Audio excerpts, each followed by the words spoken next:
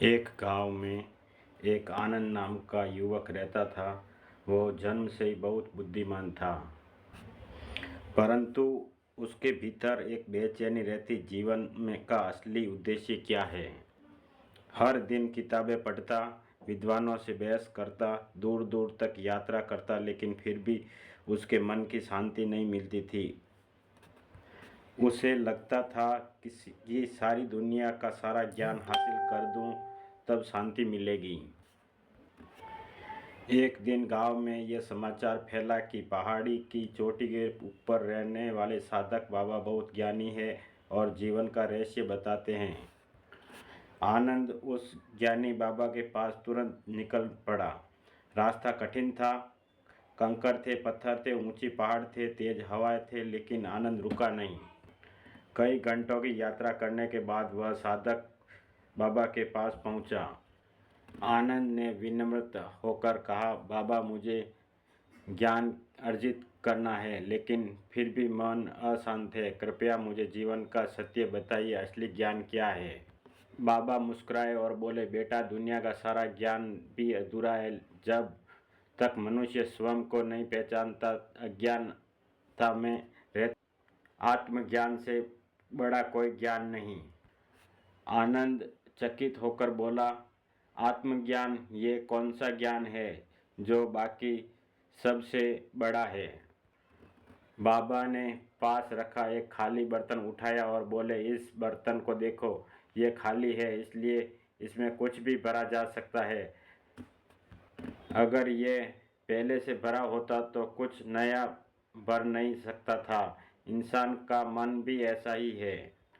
फिर बाबा ने कहा, तुम्हारा अहंकार इच्छाओं और भय से भरा है। जब तक ये खाली नहीं होगा, आत्मज्ञान इसमें प्रवेश नहीं करेगा। आनंद कुछ समझा, पर पूरी तरह नहीं। बाबा ने उसे एक कार्य दिया, 3 दिनों तक उस पहाड़ी पर बैठकर अपने विचारों को देखो। कुछ मत बोलो, कुछ मत सोचो, केवल स्वयं को महसूस करो। आनंद ने चुप्पी में बहुत संघर्ष किया। पहले दिन मन में शोर था, इच्छाओं का, सपनों का डर था।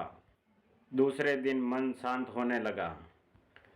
तीसरे दिन अचानक उसे लगा, मैं शरीर नहीं हूँ, मैं विचार नहीं हूँ, मैं वही चेतना हूँ जो सबको देख रही है। वह दौड़ता हुआ बाबा के पास पहुँचा। बाबा, मैंने खुद को पहचान लिया। जो मैं ढूंढ रहा हूँ वह मेरे भीतर है। मैं बाहर खोजता रहा, जबकि सत्य मेरे अंदर था।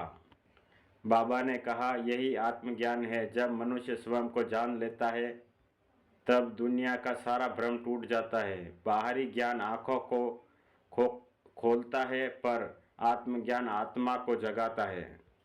आनंद की आंखें नम हो गई। वह गांव लौट आया, सबको यही शिक्षा देने लगा, आत्मज्ञान से बड़ा कोई ज्ञान नहीं। जो स्वयं को जान लेता है वह सारे संसार को जान लेता है। गांव वाले पहले हंसे, पर धीरे धीरे उनकी जिंदगी बदलने लगी। सबके भीतर शांति बढ़ने लगी, झगड़े खत्म हुए, प्रेम बढ़ा, क्योंकि अब सभी समझ चुके थे कि असली दुश्मन बाहर नहीं, मन के भीतर है। यह कहानी का संदेश, आत्मज्ञान वह दर्पण है जिसके मनुष्य स्वयं को देख लेता है। जो स्वयं को जीत लेता है वही सबसे बड़ा विजेता है। बाहरी ज्ञान मार्ग दिखाता है, पर आत्मज्ञान मंजिल देता है। यही कहानी का सार है।